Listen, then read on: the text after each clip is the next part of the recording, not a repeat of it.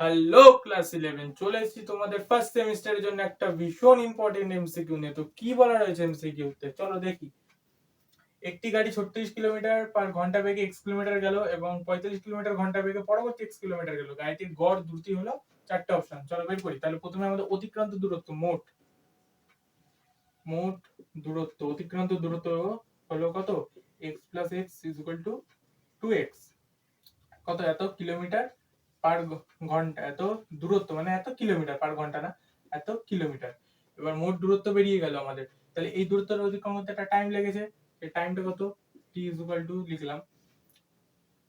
আমরা জানি কি, যেই দূরত্বটা গেছে সেটা বাই সেই বেগ, সেটা টাইম চলে আসে x বাই 45। এটার ক্ষেত্রে এটা 1 বাই 36 প্লাস 1 বাই 45, মানে কিন্তু কত আছে? x ইন্টু 1 বাই 20 আসছে এত ঘন্টা। টাইমটা এত লাগলে অতিক্রান্ত দূরত্ব এক টাইমে। তাহলে দ্রুতি কত?